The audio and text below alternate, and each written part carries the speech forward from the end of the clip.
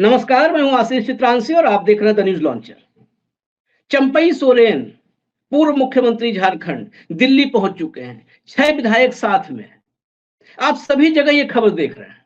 लेकिन चंपई सोरेन के दिल्ली आने के पीछे की इनसाइड स्टोरी क्या है? चंपई और बीजेपी की डील करवाने वाले वो दो किरदार कौन से हैं जो लगातार साये के साथ रहते हैं चंपई सोरेन के? एक घर के भीतर का है और एक घर से बाहर का है। वो 6 विधायक जो दिल्ली आए हैं चंपई सोरेन के साथ साथ, उन 6 विधायकों की ऐसी क्या मजबूरी थी और कौन है इस पूरे खेल का मास्टरमाइंड? आज खुलासा होगा, इसलिए क्योंकि झारखंड की इस खबर पर और चंपई सोरेन के साथ दो किरदारों पर हमने दोबारा जब हेमंत सोरेन ने शपथ ली थी उससे पहले ही रोशनी डाल दी थी। आज एकदम क्रिस्टल क्लियर साफ हो जाएगा। झारखंड से मनीष आनंद को मैं जोड़ रहा हूं, कंट्रोल रूम जोड़िए। मनीष आनंद ही वो शख्स हैं जिन्होंने इस खबर को ब्रेक किया। चंपई सोरेन रवाना हो गए हैं। इस पूरी खबर को सबसे पहले उनके जो सोर्सेस थे उनके जरिए सबसे पहले खबर उन तक आई। वो एयरपोर्ट पर भी पत्रकार जो होते हैं उनके सोर्सेज बहुत होते हैं, एयरपोर्ट से लेकर हर जगह बैठाए होते हैं, तो उनके जरिए सबसे पहले मनीष तक ये खबर आई। अब मनीष के साथ साथ इस पूरे खबर पर हम एक एक हिस्से पर जाएंगे कि क्या चला है लगातार पिछले 30 दिन में, क्या हुआ है झारखंड में, चंपई सोरेन ने कहां कहां क्या क्या मोहरे फिट किए, चंपई सोरेन की डिमांड क्या है, बीजेपी ने उस डिमांड पर कहा क्या है, बीजेपी वो डिमांड पूरा करेगी या नहीं करेगी, ये सारी परतें खुलेंगी। लेकिन सबसे पहले शुरुआत मनीष, ये 6 विधायक यहां से चलते हैं क्योंकि चंपई सोरेन पर सबकी नजर है। उन 6 विधायकों पर भी होनी चाहिए। 6 विधायक आखिर उनके पीछे क्या खेल था? टिकट कटने वाला था, कोई करप्शन का मामला था जहां फंसते हुए नजर आ रहे थे, कुछ तो मामला जरूर रहा होगा। लोबिन हेम्ब्रम को सब जानते हैं, लेकिन लोबिन हेम्ब्रम के अलावा दशरथ गगराई, रामदास सोरेन, चमरा लिंडा, समीर मोहंती, इन सबके पीछे क्या खेल है? क्योंकि समीर मोहंती के बारे में जो मुझे जानकारी है, ये समीर मोहंती वही हैं जो चंपई सोरेन को हटाने को लेकर के भी लामबंद थे। वो हेमंत सोरेन से मुलाकात किए थे, इसकी चर्चा भी एक बार हम कर चुके हैं। तो चंपई के को जो नहीं पसंद करते थे या चंपई के बेटे से परेशान थे, अब थोड़ी थोड़ी यहीं से पर्दे खोल रहे हैं, जो बेटे से परेशान थे वो भाजपा में चंपई के साथ जा रहे हैं। ऐसा कैसे? देखिए, चंपई सोरेन बीजेपी क्यों जा रहे हैं, इसके पीछे दो वजह हैं आशीष। एक तो जो हमारे सोर्स बता रहे हैं कि चंपई सोरेन ने अपने तौर पे 2 शर्त रखा है। एक तो मुख्यमंत्री का पद वो चाहते हैं कि उनको मुख्यमंत्री का पद मिले। दूसरा 1932 खातियान, जो यहाँ पर खातियान आधारित आरक्षण की भी बात है, और जो खातियान का मामला कई लंबित विधानसभा से भी पास होके गया और राजभवन ने उसको खारिज कर दिया। तो वो एक मामला चूंकि 1932 खातियान में को बीजेपी में भी पेश है, क्योंकि अगर 1932 खातियान बीजेपी झारखंड में मान लेती है तो उसका अन्य राज्यों में बीजेपी को नुकसान हो सकता है, जो कि बिहार खासतौर पे, क्योंकि जो बिहार के लोग यहाँ बाद में आए हैं, झारखंड में आए हैं, जिनका 1932 का खातियान नहीं है, उनको यहाँ पर एक तरीके से वो अधिकार नहीं मिल पाएगा जो 1932 खातियान वाले। तो यहाँ बीजेपी थोड़ा सा इससे अंतर है, लेकिन ये भविष्य की बात है। इसमें हो सकता है कि कई संशोधन आ जाए, तो भविष्य की बातें हैं। ये सब मुद्दे ऐसे होते हैं जो सिर्फ कहने के लिए होते हैं कि राजनीतिक तौर पे कहा जाता है कि ये है, लेकिन अंदर कुछ और मुद्दे चल रहे होते हैं। चंपई सोरेन ने हेमंत सोरेन से 3 विधानसभा की सीट मांगी है। एक अपने लिए, एक अपने बेटे बाबूलाल सोरेन के लिए, और एक अन्य 3 सीट, मतलब वो चाह रहे हैं कि 3 उनके लोग जो है वो विधानसभा में, ताकि अगर कोई इस तरह का मामला फंसे तो उनके पास 2-3 विधायक अपने हो। ऐसा हर कोई चाहता है, चंपई भी उस तरीके से रहते हैं, और बेटे के मुंह में चंपई हैं, बेटे के दबाव में भी चंपई रहते हैं। उससे कोई इनकार नहीं। जो कोल्हान में या जो सरायकेला में उनके इलाके में है, वो जानते हैं कि अपने बेटे के दबाव में कितना चंपई सोरेन रहते हैं। तो ये उनका डिमांड था, जो मुझे लगता है कि हेमंत सोरेन की तरफ से शायद उसकी कमिटमेंट नहीं किया गया होगा, था इसलिए। दूसरी बात कि उनको लग रहा था, इस बात बात का आभास था कि अगली बार अगर हेमंत सोरेन सरकार में आते हैं तो उनको मंत्री नहीं बनाया जा सकता ऐसे, क्योंकि इस बार जो एपिसोड हुआ है आशीष, जब हेमंत सोरेन ने कहा कि वो विधायक दल की बैठक बुलाई, विधायक दल की बैठक में चंपई सोरेन गए, जब विधायकों ने एक मत से कहा कि भाई चंपई सोरेन इस्तीफा दे, हेमंत सोरेन जो है वो मुख्यमंत्री बनेंगे, तो चंपई सोरेन बड़े भावुक हो गए थे और बड़े भावुक मन से वो वहां से अपने आवास निकल गए। उस दौरान उनके साथ जो उस समय उनके मीडिया सलाहकार थे चंचल गोस्वामी, वो भी मौजूद थे। उस समय उन्होंने कई बार, जो अभी तक मीडिया में जो बातें नहीं आई हैं मैं बता रहा हूं, कि उस समय चंचल गोस्वामी ने चंपई सोरेन को कई बार कहा कि चलिए भाभी बुला रही है, मतलब वो चाह रहे थे कि इसी तरीके से जो है चंपई सोरेन यहां से निकले और निकल के जो है वो अपने आवास चले जाए। और उस चंचल जिस तरीके से रोक टोक रहे थे, उससे एक तरह से कहे तो हेमंत सोरेन भी उसको लेकर नाराज थे, लेकिन हेमंत सोरेन ने उस चीज को उतना उस चीज को वजन नहीं दिया उस तरीके की, और उनको ये भी ऐसा लगता है कि जो विधायक दल की बैठक है उसमें ये क्यों है, तो वो एक नाराजगी वो भी थी। हालांकि उसके बाद वहां से चंचल गोस्वामी चंपई सोरेन को लेकर जाते हैं, अपने घर चले जाते हैं। चंपई सोरेन बड़े भावुक मन से, हेमंत सोरेन खुद उनको मनाने के लिए जाते हैं अपने मंत्री मिथिलेश ठाकुर के साथ, क्योंकि वहां पर मिथिलेश ठाकुर के साथ भी थोड़ी सी नोकझोंक चंपई सोरेन की हुई थी विधायक दल की बैठक के अंदर, और कई विधायकों की इस तरह की शिकायतें मिल रही थी कि भाई देखिए, जो चंचल गोस्वामी ने जो ट्रांसफर पोस्टिंग का उद्योग किया, उसको मैं उद्योग कहता हूं, ट्रांसफर पोस्टिंग का उद्योग था।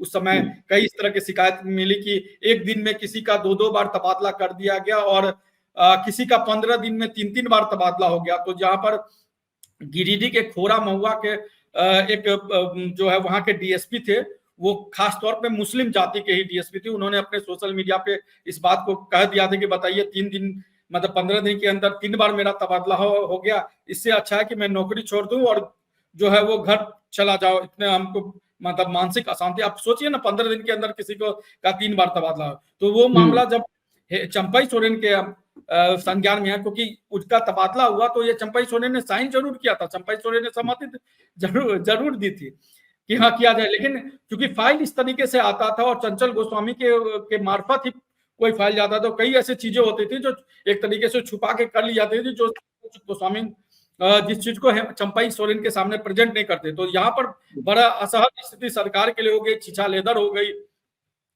तो आनंद फानंद में फिर उसका तबादला रोका गया, और तमाम तरह के इस तरह के कई उद्योग चले। सरायकेला के अंदर कई तरह के चले कि जो वहां के एसपी ने जो है वो थाना प्रभारियों का तबादला कर दिया, और थाना प्रभारी का तबादला किया तो डीआईजी ने उसको रोक दिया।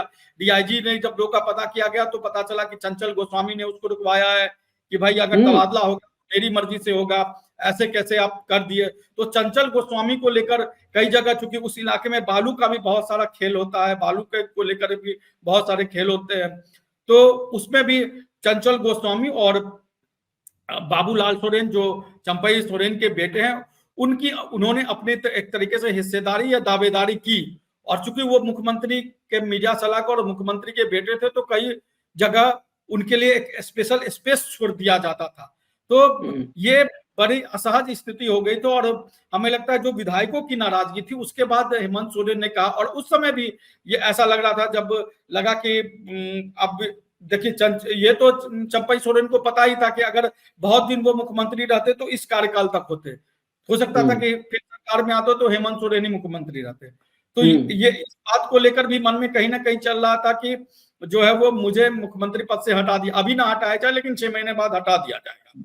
तो एक दूसरे स्पेस के तौर पर, क्योंकि जो चंपई सोरेन के साथ खासतौर पे चंचल गोस्वामी है, वो बीजेपी को लेकर और उनके अंदर अजब का उतावलापन। कल जब चंपई सोरेन से लोबिन हेम्ब्रम की मुलाकात हुई, बंद कमरे में मुलाकात हुई। लोबिन हेम्ब्रम वही है जो पिछले 2 दिन से दिल्ली में डेरा जमाए हुए थे और बीजेपी के नेताओं से मुलाकात हो रहे थे। और इस पूरे ऑपरेशन को आशीष शिवराज सिंह चौहान, कहने के लिए अगर लोग कहेंगे कि इस ऑपरेशन को हेमंता विश्वकर्मा ऑपरेट करते, नहीं, हेमंता विश्वकर्मा आप समझिए कि सुविधाएं उपलब्ध करा रहे हैं, लेकिन ऑपरेशन अंजाम दूर बैठ के शिवराज सिंह चौहान दे रहे थे। यानी लॉजिस्टिक्स जो है, लॉजिस्टिक्स का मैनेजमेंट था हेमंता के पास, लेकिन मास्टरमाइंड यहाँ पर, यानी कुल मिला के शिवराज सिंह चौहान भी अब मोदी, और सबको पता चल गया है कि देश पर राज करना है तो मोदी शाह जैसा ही होना पड़ेगा, उधार का सिंदूर ही लाना पड़ेगा, भाजपाई पर भरोसा नहीं करना है, भाजपाई दरी बिछाएंगे, सिर्फ बाहर से लाओ और उनको ताकत दे दो। खैर, इसमें और आगे बढ़ेंगे। कुल मिला के मुझे दो किरदार समझ में आए, इन दो किरदारों पे और रोशनी डाल देते हैं, फिर विधायकों पर चलेंगे। दो किरदार हैं, एक चंचल गोस्वामी। ये चंचल गोस्वामी के बारे में, जिसके बारे में बताया मनीष ने, हमने 2 महीने पहले करीब एकदम इसके, इस व्यक्ति के करेक्टर सर्टिफिकेट पर पूरा जो है एक एक लाइन पढ़ी थी कि क्या क्या लिखा हुआ है उसमें। ट्रांसफर पोस्टिंग का पूरा इंडस्ट्री उद्योग, भयंकर, मतलब इतना ताकतवर मीडिया सलाहकार हालिया दौर में मैं किसी राज्य में, किसी भी सत्ताधारी दल में, किसी भी मुख्यमंत्री के आसपास नहीं देखा है। और रही बात चंपई की कि 6 महीना रुक जाते, जब अगल बगल चंचल गोस्वामी जैसे लोग हों और बेटा बाबूलाल सोरेन जैसा बेटा हो जो सत्ता को अपने मुट्ठी में कैद करना चाहे, तो आज नहीं कल जब भी मुख्यमंत्री पद जाएगा हालात ऐसे ही पैदा होते। दरअसल बेटे के बारे में जो कहा मनीष ने, उसको और थोड़ा डिटेल में बता दें। ये वही पुत्र हैं जो सीएम जब बनते हैं, हेमंत सोरेन, चंपई सोरेन, सीएम बनने के 48 घंटे के भीतर ये मुख्यमंत्री का पूरा काफिला जो होता है, मुख्यमंत्री का वो मतलब एक प्रोटोकॉल होता है, वो सीएम के बगैर, मतलब सीएम को छोड़ के किसी के भी साथ नहीं जा सकता है। यहां तक कि सीएम की पत्नी जा रही है और सीएम अगर नहीं है उस काफिले में, तो वो नहीं जाएगा, वो काफिला नहीं जाएगा, सीएम की पत्नी को लेके नहीं जाएगा। वो पद का प्रोटोकॉल होता है, वो व्यक्ति का प्रोटोकॉल नहीं होता है। वहां चंपई सोरेन बैठ जाए या कोई बैठ जाए, वो प्रोटोकॉल उसके लिए होगा। लेकिन ये जो पुत्र है चंपई सोरेन का, ये 48 घंटे मुख्यमंत्री बने हुए 48 घंटे भी नहीं बीते थे, जो मुख्यमंत्री का पूरा कारकेड होता है, पूरा पूरा प्रोटोकॉल, उसको अपने साथ लेकर के और फार्म हाउस में चला जाता है। अब बताइए, झारखंड फार्म हाउस से चलेगा, बेटा चलाएगा। चंपई के साथ मजबूरी थी, चंपई की इस मजबूरी को समझना होगा। चंपई राजनीति के उस अवस्था में हैं जहां पर उनको जबरन भी उनका जो है मूवमेंट करवाया जा सकता है। चंचल गोस्वामी की अति महत्वाकांक्षा, सुपर सीएम चंचल गोस्वामी झारखंड में सुपर सीएम बन गया। ट्रांसफर पोस्टिंग का उद्योग, मतलब आप बताइए कि 15 दिन में 3-3 बार एक एक आदमी का तबादला हो रहा है। एक सूटकेस अभी दूसरी जगह जाके खुला नहीं, तब तक सूटकेस फिर से पैक। और यहां तक कि आपको एक और इंफॉर्मेशन दे दें, एक इंफॉर्मेशन और बहुत महत्वपूर्ण है। चंपई सोरेन जब मुख्यमंत्री पद से हटे हैं, उसके पहले आखिरी जो काम किए हैं वो एक बड़े लॉट में तबादला था। एक तबादलों का, ट्रांसफर की एक बड़ी लिस्ट आई थी। मनीष, अगर मैं सही हूं तो मुख्यमंत्री पद छोड़ने के पहले एक ट्रांसफर की बड़ी लिस्ट आई थी। ये वो काम था जो पेंडिंग पड़ा हुआ, जिसका कहते हैं ना कि बयाना ले लेना, आ चुका है टोकन। तो बयाना लेने के बाद काम निपटा के जाना होता है कि चलो काम निपटा देते हैं। मनीष, क्या ये मुख्यमंत्री पद छोड़ा था तो एक बड़ा लॉट हुआ था, ट्रांसफर का आया था? देखिए, ट्रांसफर तो हुआ था और उस ट्रांसफर में एक खास ट्रांसफर हुआ था आशीष, वो हुआ था सरायकेला के एसपी का तबादला। जब ये हो गया था कि चंपई सोरेन इस्तीफा देंगे और अगले दिन विधायक दल की बैठक होगी, उसमें हेमंत सोरेन को विधायक दल का नेता चुना जाएगा।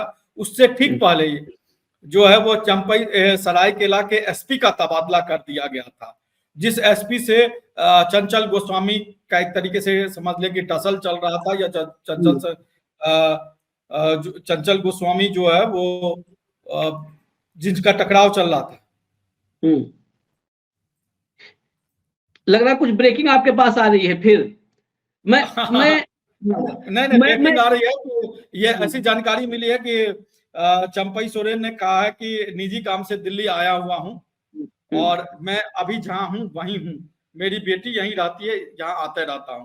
तो मुझे नहीं ध्यान में है कि चंपई सोरेन दिल्ली एक बार जब जो इंडिया अलायंस की बैठक हुई थी उसमें दिल्ली वो सब गए थे, आए और उसके वो दिल्ली वो अमूमन झारखंड के बाहर नहीं जाते हैं, और शनिवार और रविवार को खासतौर पे वो अपने विधानसभा क्षेत्र जमशेदपुर और सरायकेला के ही इलाके में रहते हैं। उनको कई मेडिकल समस्या भी है, इसके वजह से वो खासतौर पे झारखंड के बाहर नहीं जाते हैं। तो ये बेसिकली ये जो खबरें देते हैं, ये देते हैं मीडिया के उस वर्ग के लिए जो ग्राउंड की रियलिटी नहीं जानती, और वो तुरंत चलने लगती है चंपई सोरेन का बयान, चंपई सोरेन का बयान। अब उन्हें पता ही नहीं है कि सरायकेला में रहते हैं सैटरडे संडे को, जैसे योगी आदित्यनाथ के बारे में बात हो तो सैटरडे संडे वो मठ में रहते हैं गोरखपुर। अब ये सब पता ना हो तो बयान पर लेकर के कौवा कान ले गया उड़ने लगते हैं लोग, ये उनके लिए बयान जारी होता है। अब मैं आता हूँ विधायकों पर, और विधायकों के साथ साथ बेटे के बारे में एक और चीज बता दें। जो कोलान का इलाका है, खासकर इनका इलाका, वो खनन का बड़ा भारी सेंटर है, और उस पर एक छत्र राज चंपई के सुपुत्र का है। लेकिन जब चंपई सोरेन मुख्यमंत्री बनते हैं तो अभी इशारों में बताया था मनीष ने, वो पूरे झारखंड में हर जगह पर हस्तक्षेप चाहते हैं कि एक टैक्स तो बनता है ना, एक परसेंटेज तो कुछ बनना चाहिए, मतलब उन्हीं के छत्र छाया में पूरा चले कारोबार। तो बहुत सारी चीजें थी, ऐसे ही नहीं कोई बेवफा होता, कुछ तो मजबूरी रही होगी। तो ये मजबूरियां थी, खनन था, तबादले थे, सब ऐसो आराम था। लेकिन विधायकों पर आते हैं मनीष। जब चंपई सोरेन, दरअसल चंपई को हटाया इसलिए गया था क्योंकि जैसे ही हेमंत बाहर निकले, हेमंत के निकलने के बाद कांग्रेस और जेएमएम, इन दोनों के 40 विधायक करीब करीब ऐसे थे जिन्होंने हेमंत सोरेन से पूरा किस्सा बताया कि सरकार चल कैसे रही है, ट्रांसफर पोस्टिंग का उद्योग कैसे चल रहा है, खनन पर शिकंजा कैसे कसा जा रहा है, एक छत्र में कैसे लेने की कोशिश हो रही है, ये सब बताया गया था। उस समय नाम कुछ लोगों का आया था, ये समीर मोहंती क्यों चले गए मनीष? देखिए, समीर मोहंती चूंकि बहरागोड़ा से वहां से विधायक है, और वहां पर जो इससे पहले विधायक थे या जो बीजेपी के उम्मीदवार थे पिछली बार, कुणाल सालांगी, उन्होंने अभी कुछ दिन पहले, जिस दिन लोकसभा चुनाव में प्रधानमंत्री नरेंद्र मोदी का जमशेदपुर में रैली थी लोकसभा चुनाव के दौरान, उस दिन ही उन्होंने एक तरफ प्रधानमंत्री भाषण दे रहे थे, दूसरी तरफ उन्होंने प्रवक्ता पद से, बीजेपी प्रवक्ता पद से इस्तीफा दे दिया था, और पिछले ही महीने उन्होंने बीजेपी की सदस्यता से भी इस्तीफा दे दी। कुणाल सालांगी इससे पहले जेएमएम से विधायक रह चुके थे, और ये माना जा रहा था उस समय हेमंत सोरेन के बहुत करीबी थे, लेकिन कुछ राजनीतिक औदुष्टता कह सके, उसके वजह से वो, जब जेएमएम को यह लगा कि सरकार में आ रहे तो वो बीजेपी चले गए। हालांकि उनके पिताजी बीजेपी में ही थे, लेकिन वो बीजेपी चले गए, और इस बार अब फिर कहा जा रहा है कि कुणाल सारंगी जेएमएम में घर वापसी करेंगे, वापस आएंगे। तो अगर कुणाल सारंगी वापस आएंगे तो ऐसे में समीर मोहंती के लिए बहुत कम उम्मीद था कि उनको टिकट मिलता, क्योंकि कोई भी अगर पार्टी में आता है विधायक, पूर्व विधायक, तो एक उम्मीद के साथ या एक कमिटमेंट के साथ आता है। तो समीर मोहंती को लगा कि उनका टिकट कट सकता है, और लोकसभा चुनाव के दौरान समीर मोहंती और जो जमशेदपुर के कांग्रेस अध्यक्ष हैं, उनके बीच फंड को लेकर भी बहुत ज्यादा, मतलब जो चुनाव में पैसे खर्च होते हैं उसको लेकर भी बहुत ज्यादा विवाद रहा। उन्होंने कांग्रेस के जो वहां जिलाध्यक्ष है उन पर एक तरीके से अपने पैसे में गबन करने का भी आरोप लगा दिया था कि मेरे जो पैसा है चुनावी कैंपेन उसका मिसयूज किया या जो भी है। तो वहां पर भी उनको उस तरीके से सहयोग कांग्रेस से नहीं मिल पा रहा था, गठबंधन से।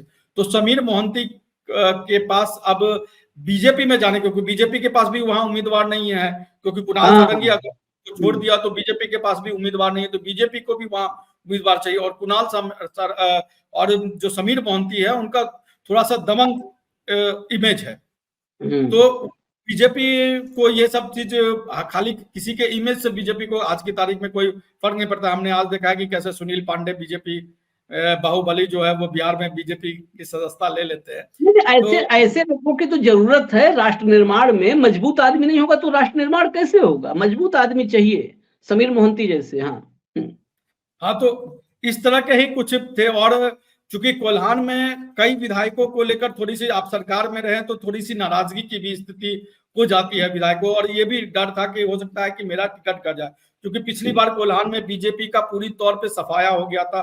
24 के 24 सीट जो है वो गठबंधन जीत गई थी कोल्हान में। तो बीजेपी के पास कोल्हान में खोने के लिए कुछ नहीं था, क्योंकि वो जीरो पे है। और एक बात अंदर खाने आशीष ये भी चल रही थी कि जो पिछली बार भी चंपई सोरेन के जो सरायकेला सीट पर जीत हुई है विधानसभा में, वो चंपई सोरेन के ऐसा नहीं कि बहुत बड़े मार्जिन से, बहुत कम अंतर से चंपई सोरेन चुनाव जीतते रहे और पिछली बार भी जीता। तो एक ये भी अंदर खाने हलचल चले थी, या बीजेपी के सूत्र के हवाले से एक जानकारी मिल रही थी कि चंपई सोरेन के खिलाफ जो है वो बीजेपी अर्जुन मुंडा की पत्नी को चुनाव मैदान में खड़ा कर सकती है। तो अगर अर्जुन मुंडा की पत्नी चुनाव मैदान में खड़ा होती तो ऐसी स्थिति में चंपई सोरेन का जीतना वहां मुश्किल था। तो चंपई सोरेन अगर मान के चलिए कि जीत नहीं पाते या विधायक नहीं बन पाते तो उनकी राजनीति वैसे ही समाप्त हो जानी थी। तो उनके पास बीजेपी के पास जाने के अलावा मुझे नहीं लगता है कि उनको कोई और राजनीतिक विकल्प दिखा। एक तरफ ये दिख रहा था कि अगर जीत के आ गए तो मंत्री बनेंगे या नहीं बनेंगे, इस पर भी संशय की स्थिति है। दूसरी तरफ अगर उनके खिलाफ अर्जुन मुंडा की पत्नी को चुनाव मैदान में खड़ा कर दिया गया सरायकेला से, तो वहां उनकी स्थिति बहुत दिक्कत वाली हो सकती है। और मुख्यमंत्री चंपई सोरेन के को मुख्यमंत्री पद से हटाने की वजह से झारखंड मुक्ति मोर्चा को कोल्हान में नुकसान हुआ, उसमें इनकार नहीं किया था कि झारखंड मुक्ति मोर्चा को कोल्हान में उसका नुकसान होता या हुआ। तो इस चीज को बीजेपी भाप गई थी, क्योंकि कोल्हान और संथाल दो बीजेपी के लिए बहुत जरूरी है आशीष। और आप देखिए कि पिछली बार मैंने 28 एसटी सीटों पे 26 एसटी सीटों पे बीजेपी की हार हुई थी, जो सुरक्षित सीटें होती है। सिर्फ 2 विधायक बीजेपी के एसटी से जीते थे, और इस बार लोकसभा में देखा कि एक भी एसटी सीटों पर बीजेपी को यहां जीत नहीं हुई। तो बीजेपी आदिवासी वोटर को बहुत फोकस कर रही है, और यहाँ जो भी मामला अगर आदिवासी से संबंधित आदिवासी वोटों पर नहीं फोकस कर रही है, आदिवासी वोटों पर नहीं फोकस कर रही है, उधार के सिंदूर पर श्रृंगार करने की कोशिश कर रही है। बता रहा हूँ कि जहां आदिवासी और मुस्लिम का एंगल समझ में आता है, जहां आदिवासी और मुस्लिम, जहां आदिवासी मतलब मुस्लिम और हिंदू नहीं, आदिवासी और मुस्लिम जहां सामने नजर आती है, बीजेपी उसको बुलाती है। कल ही हेमंत बिस्व शर्मा जो है वो गिरिडीह गए और एक पुलिस जवान की हत्या हो गई थी, एक कैदी ने हजारीबाग में कर दी थी। जिसने हत्या की वो मुस्लिम था, और जिसकी हत्या हुई पुलिस जवान की वो आदिवासी था। तो उनके परिवार से हेमंत बिस्व शर्मा मिलने चले गए। तो इससे पहले पाकुड़ गए थे हेमंत बिस्व शर्मा, वही संथाल में। वहां पर भी ऐसा कहा जा रहा था कि जो मुस्लिम दबंग है, जो कथित तौर पे बांग्लादेश से आए, उन्होंने आदिवासियों के जमीन पर कब्जा कर लिया है। तो जहां आदिवासी और मुस्लिम सब एंगल समझ में आता है, वहां बीजेपी उस मामले को जरूर उठाती है। और बीजेपी कोल्हान और संथाल को किसी तरीके से जीतना चाहती है। पिछली बार भी कोल्हान में तो पूरी तरह से साफ हो गई थी, और संथाल में मेरे ख्याल से शायद 4 सीट बीजेपी के पास। नहीं, मैं और आगे थोड़ा बढ़ूं, लेकिन ये आदिवासी और मुस्लिम की बात नहीं है। भाजपा को जहां पर भी खाई खोदने का मौका मिले, नफरत फैलाने का मौका मिले, वो आदिवासी मुस्लिम अलग अलग क्षेत्रों में, अलग अलग पॉकेट में जो फिट बैठे, आदिवासी मुस्लिम हो गया, यादव वर्सेज नॉन यादव हो गया, हिंदू वर्सेज मुसलमान हो गया, अगड़ा वर्सेज पिछड़ा हो गया, जहां मौका मिलता है विभाजन का, नफरत फैलाने का, वहीं एक्टिव हो जाती है। हरियाणा में जाट बनाम नॉन जाट करके 10 साल काट दिया भाई, सत्ता में रह लिए 10 साल, जबकि हरियाणा में जाट वर्सेज नॉन जाट ऐसा कुछ नहीं, इतना बड़ा संग्राम। लेकिन जो जाट वहां पर सबसे बड़ी संख्या में है, उन्हीं के खिलाफ जो है एक माहौल तैयार करके विभाजन किया, और नॉन जाट जब सब इकट्ठा हुए तो जाटों से ज्यादा संख्या हो गई। तो विभाजन इसमें तो मैं बार बार कहता हूं, अंग्रेज भी शर्मिंदा हो जाएंगे, अंग्रेज शर्मिंदा हो जाएंगे। खैर, ये दशरथ गगराई, रामदास सोरेन, चमरा लिंडा, इनकी क्या कहानी है? आप म्यूट है मनीष, म्यूट है। रामदास सोरेन की तबियत को लेकर भी कई तरह के बातें, मतलब वो उनकी तबियत भी खराब रहती है अक्सर। तो अभी जो जिनके नाम आशीष बता रहे हैं, वो नाम ऐसे नाम हैं जिनके बारे में जिनसे संपर्क नहीं हो पा रहा है। तो ये कहा जा रहा है ये सब जो जितने भी विधायक हैं, वो सब जो है वो चंपई के साथ बीजेपी की सदस्यता ग्रहण कर सकते हैं। और जो जानकारी है या जो सूत्र के हवाले से कह सकते हैं, ये है कि आज की 3 बजे के आसपास वो शायद बीजेपी की सदस्यता ले। हम हालांकि इसको पुख्ता तौर पे नहीं कह सकते कि आज ही हो सकता है कि अभी पिक्चर आधा हो, आधा पिक्चर अभी बाद में हो, क्योंकि पहले ये बात हुई थी आशीष की रक्षाबंधन के बाद जो है वो चंपई सोरेन को बीजेपी में जाने की बात हुई थी, लेकिन आनन फानन में ऐसा क्यों हुआ, कैसे चंपई फिर दिल्ली पहुंच गए और दिल्ली पहुंच के ये सब बातें सामने आ रही हैं। और ये भी बात है कि कल जो है वो जब चंपई सोरेन रांची से निकले हैं, कोलकाता पहुंचे, तो वहां शुभेंदु अधिकारी से जो बीजेपी के बंगाल में प्रदेश अध्यक्ष हैं, उनके साथ भी उनकी बैठक हुई है और शिवराज सिंह चौहान के सामने वो बीजेपी की सदस्यता लेंगे, ऐसी बातें कही जा रही है। और जेएमएम ही नहीं, कांग्रेस के भी कई विधायकों को लेकर कयास लगाए जा रहे हैं कि वो भी बीजेपी की सदस्यता ग्रहण कर सकते हैं। तो आसिफ देखिए, मैंने कहा कि चंपई सोरेन के जेएमएम अगर वो छोड़ते हैं या छोड़ रहे हैं तो उनके जाने से एक परसेप्शन का असर पड़ेगा कोल्हान में खास तौर पे, और कोल्हान टाइगर के नाम से चंपई सोरेन जो है वो जाने जाते हैं। तो इन विधायकों को भी लग रहा था कि चूंकि इन सब, देखिए चुनाव जो जेएमएम लड़ती है उसमें से कोल्हान का एक तरीके से या कोल्हान की पूरी जिम्मेदारी समझ लीजिए कि चंपई संभालते थे और संथाल की जिम्मेदारी हेमंत सोरेन संभाला। तो इन विधायकों को लगा कि अगर चंपई चले जाएंगे तो उनके लिए हो सकती है कि राह थोड़ी सी मुश्किल हो जाए। टिकट वाला मसला था कि टिकट वाला मसला कि अगर हम बीजेपी के साथ चले जाते हैं, और आज की तारीख में आशीष कोई भी ऐसा विधायक नहीं है जिस पर किसी न किसी तरह का मामला कोई ना कोई चल रहा हो, और अगर आप इधर अगर इस तरफ आ जाते हैं तो एक तरह से आपकी सुरक्षा की गारंटी है कि आप पर किसी तरह का जो है वो कोई हाँ, ये तो बात है कि अगर आप आरोपी हैं, दबंग हैं, बाहुबली हैं, भ्रष्टाचारी हैं, बेविचारी हैं, तो सुरक्षा की गारंटी तो है इधर आने पर। लेकिन एक आखिरी सवाल, इसका असर चुनाव में देखिए, गोदी मीडिया और बाकी तो दिखाएंगे भगदड़ मच गई, जेएमएम बिखर गई, चंपई गए, खत्म हो गया खेल, झारखंड में आज ही बिना चुनाव के शपथ ग्रहण हो जाएगा, सब चलाएंगे।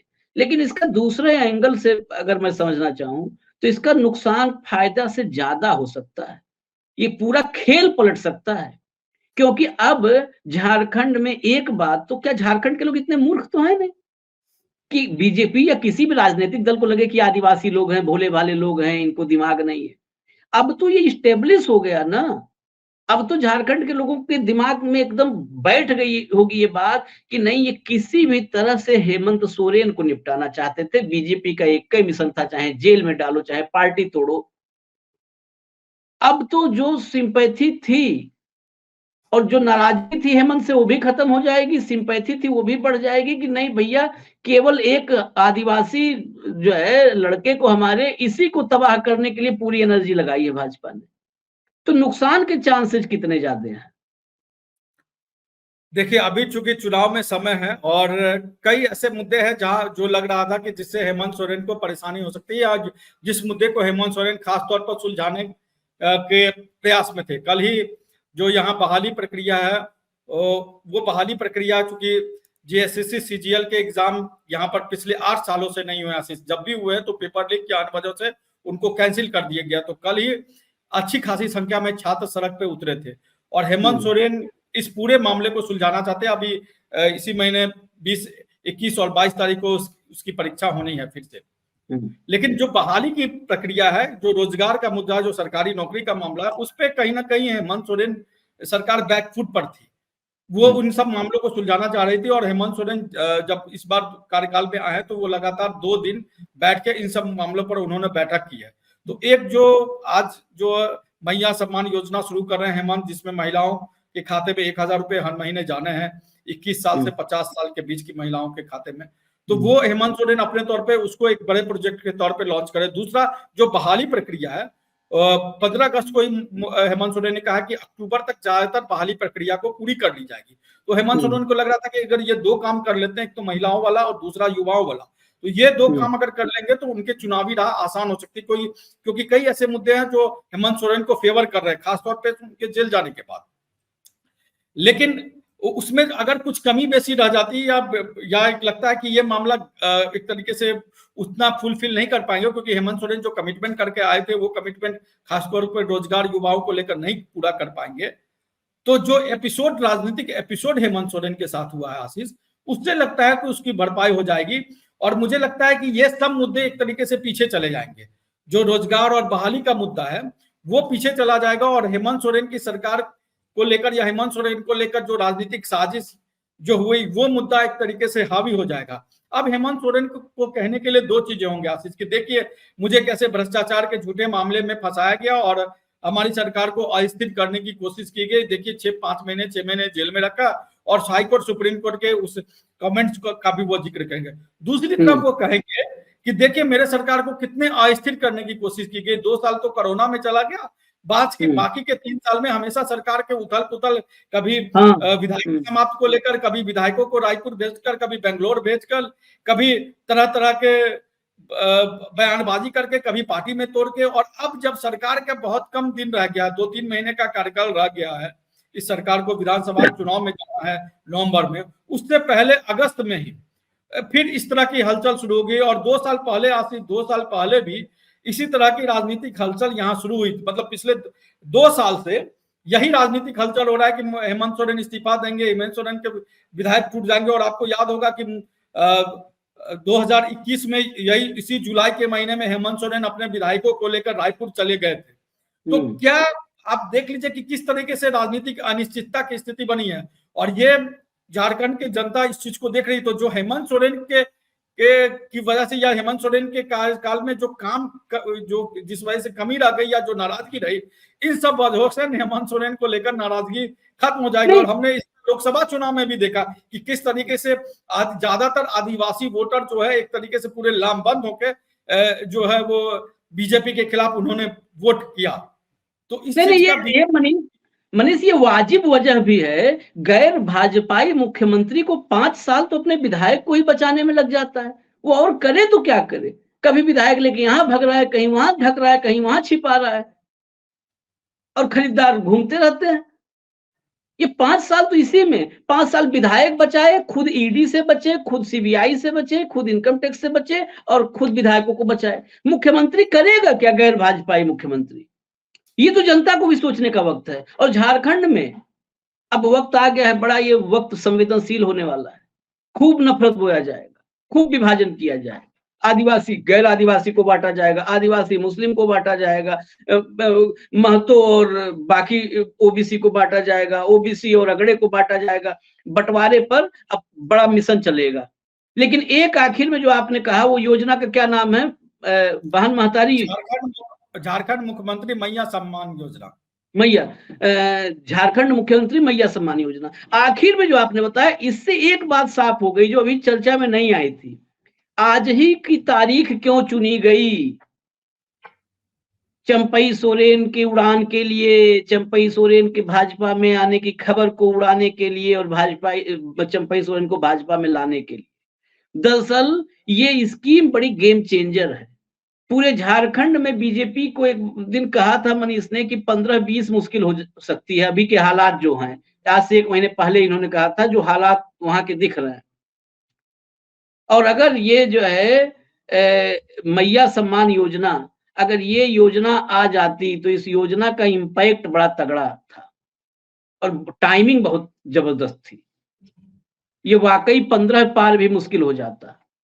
आज उस योजना पर चर्चा न हो, झारखंड के लोगों के बीच वो योजना न जाने पाए, उनके दिल और दिमाग में बैठने पाए।